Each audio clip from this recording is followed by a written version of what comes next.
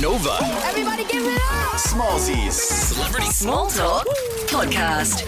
They came to cleanse the world of our kind.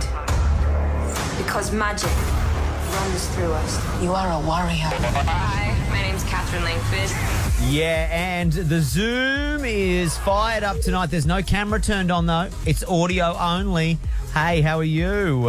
Hi, I'm fine, thank you. Where are you right now? This is very weird doing it on Zoom. It sounds like we're in the same room, but I don't know. If you could be in your pajamas for all I know. I mean, would that really be a bad thing? No, it's early in the morning for me, but I'm actually in Sweden, of all places. Do I ask how you ended up there, or is this a movie, or what's the story? I was traveling when this whole quarantine kind of went down, and unfortunately it was too tricky to get back home. So Yeah, right. I have quite a lot of friends in Sweden, so I just ended up here for the summer. Well, nice. But this is so amazing, I have to say, because I've listened to you for so many years, so this is so nice to do. So thank you so much. Hey, you know what? And I have been a fan of yours for years as well. So, like, honestly, I think the last time I physically saw you was for Love, Simon. But then since then, I saw you in Knives Out. That was such a great movie, number one.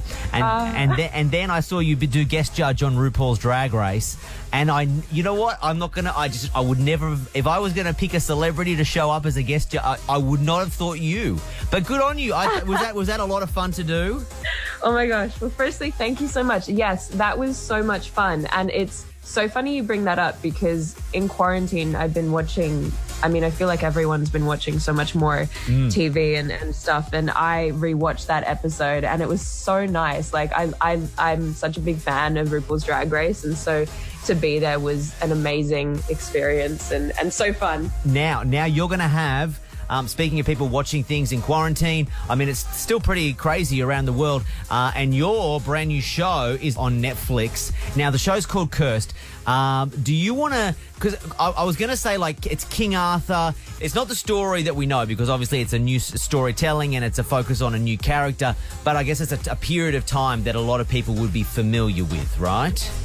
Yes and no. I think the thing about fantasy is that there's me talking about fantasy as if it's real life for a second. Sorry. If it's about a period of time that we're all very aware of, like the Sword in the Stone, and there was the Wizard, just history. No, fantasy history. I feel like the characters people will see and they'll be like, oh yeah, the Wizard Man. I know, I get where this show is and is placed in fantasy world, even though I don't know this particular story. Yeah. Good distinction. Maybe yes, maybe no. There are definitely a lot of the familiar characters that people know and love. So you have Merlin and Arthur and the Knights of the Round Table. But I think people can expect to see these characters who they know and love, but also see them in a way that they haven't before. Yeah, nice. It was big budget. That I can definitely say. Big budget Netflix series. You are zooming in to the show tonight from Sweden. Thank you. Now, people will have seen you in 13 Reasons Why. They would know you from Love, Simon. Tell me about this show, though. This thing looks big budget. Like, was this a good thing a character to play? This is definitely the most adventurous thing that I've ever done.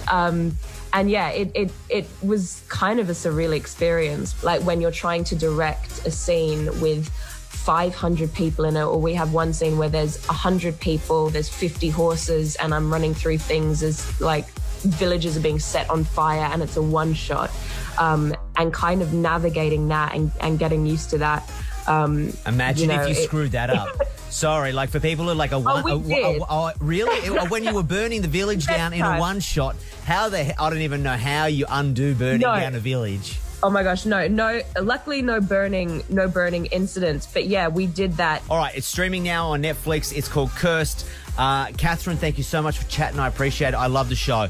I think it's great, and I can't wait to find out. Oh, actually, I have one more question here. Ever since I found out about this, I was like, whenever she's on the show next, I have to ask her.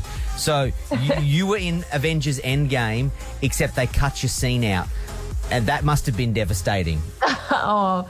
Well, you know what? I figure if you're going to be cut from anything, true. To at least have the experience of being cut from the final Avengers film, it's not too bad. And I think that experience just filming was amazing. And I think Disney Plus ended up releasing it anyway, but yeah, at least I have the experience, and honestly, that I think was one of the coolest things that I've ever been able to do. So I'm just happy to have the memory. Nice. Do you expect, I mean, you probably can't say anything because if you did, you'd have to kill me, but are you planning on showing up in the Marvel Universe anytime in the future, or was it a one-off? I'm sure the Marvel Universe is very under wraps, and I was so scared after doing it because I literally couldn't say anything. So, if I did, I don't know if I would be able to say anything. You wouldn't be able to but tell I'd me. love to. Yeah, you'd have to slightly change the topic and remind everybody that your new show's out right now on Netflix, and we need to go and get around that. It's called Cursed.